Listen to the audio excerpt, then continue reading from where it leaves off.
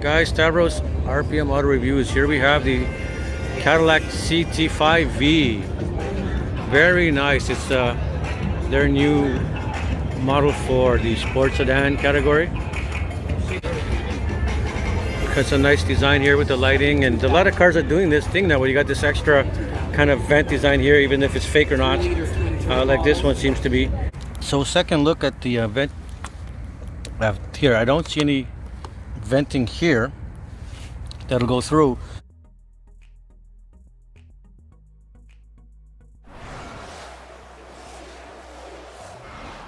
And LED lighting here.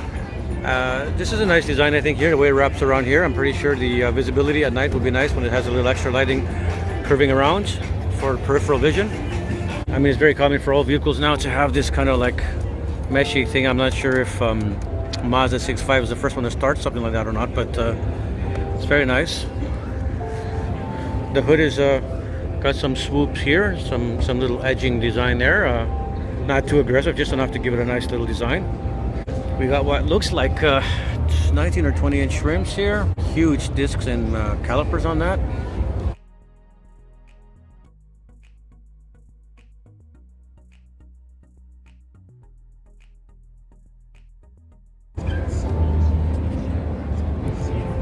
Very nice design. And you can already see it's got the saddle brown leather. Looks cool. Nice two-tone. I like the two-tone accents with the black and the red. Got a spoiler here. It's got quad tips.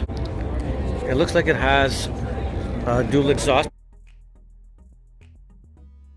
Let's see the inside. Okay, so the door opens to an almost 90 degree, maybe about 80 there. We got some soft touch materials here. We got carbon fiber designed material here. It's hard. We got a harder material here. It's covered with something, but it's on the hard side. We got softer here, a small cubby there.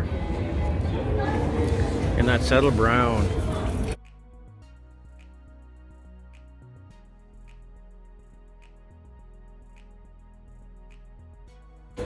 Okay, so we're sitting in the back now. Perfect seating position. You like the seating position? Head, back, everything. Very nice, eh? I'll be there in a second. I'll check out the front. You did a good job on it. The back is very comfortable. The soft saddle brown leather is really cool. The design of the backing being a little bit like, again, like a bucket shape, really hugs you and makes you feel comfortable back here. There's a few inches of space here, and I think the seat is probably can go further up for somebody that is my height, 5'6", but obviously somebody taller. Still have some room here. There's a little bit of room under the seat for my feet, but not a lot. There's a big hump there for going over. We have the vents back here and a USB and a 12 volt. Two-stage sunroof up there. Headroom, I gotta say, my four fingers I have to kind of force through the top of my head, so not a lot of headroom compared to some other cars in the same category, but it's on the okay side. And oddly enough here, the way the seats come down, this thing here actually protrudes out more than the seats, so I'm not sure why that is. And when you're sitting normally you don't feel it, but for some reason you want to bring your legs up like this, like closer towards you for some reason, then you do feel it in the back of your calf.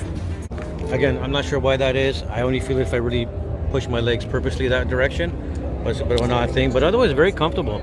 The headroom can be a little bit more, but the hip room and the leg room is okay. Let's go check out the front.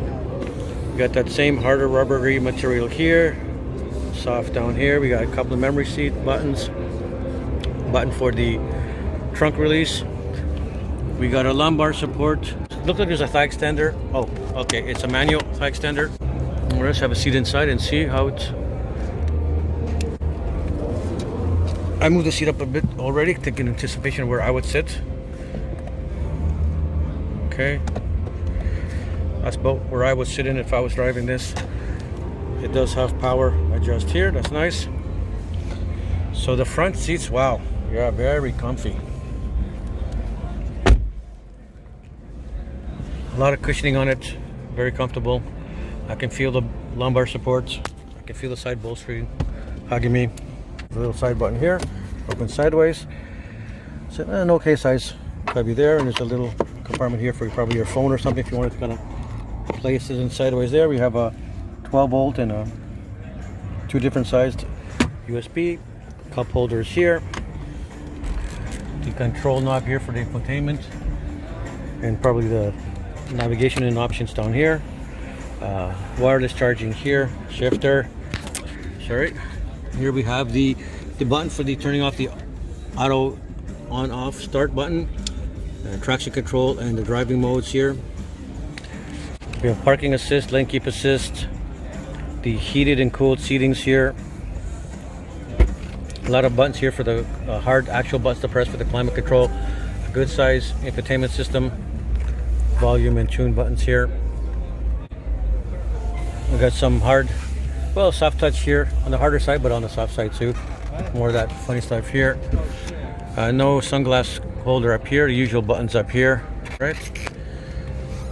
This one's got a bit of a suede steering wheel. We got the buttons for the left and the right as the usual stuff. It's got a paddle shifter.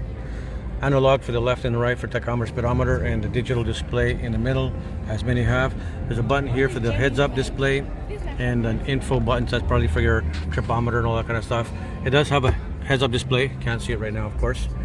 But sitting in here, it's definitely a comfy seat. Very comfy. I kind of like this interior better than some of the other cars I've been in earlier today. Up here, it's got just that regular fabric kind of material. It's not the suede like some of the other vehicles have. So, I mean, this is a luxury sports sedan. It feels luxury. I haven't really focused on fit and finish, but it's overall looks nice. Even for the front seat, though, I guess the headroom is probably not as good as some other sedans could be. But usually when they're sportier sedans, they're usually lower roof lines, so that's kind of common in the sports sedan category. But from what I've noticed, Cadillac is a little bit more common for that, and so are the few of the German brands as well. Overall, very nice. I like it.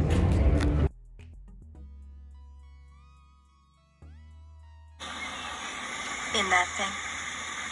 You must be kidding. What you talking? That's a Cadillac. So the CT5-V, it comes with a 3-liter twin-turbo V6, 10-speed automatic transmission. It's 360 horsepower, 405 pound-feet of torque. That's a lot of torque. I don't know what the weight is on this vehicle yet. I'm gonna check the weight, and I'm gonna add the fuel economy and any acceleration quarter mile specs I find are gonna be posted. This has got to be a rocket with that kind of torque. I mean, it's probably a little heavy, but if my Kia Stinger can do quarter mile in around 13 seconds and a similar size, and this one's got more torque, I'm assuming this might be a bit quicker than my Kia Stinger, or even maybe a Audi S5 or something like that.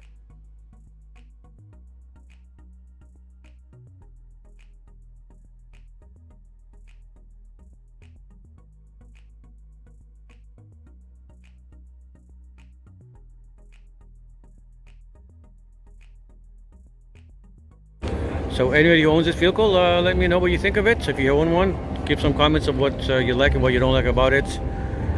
Again, Cadillac CT5-V, Stavros from RPM Auto Reviews at the Canadian Auto Show. Please like and subscribe, and follow me as I grow my channel. Take care, folks.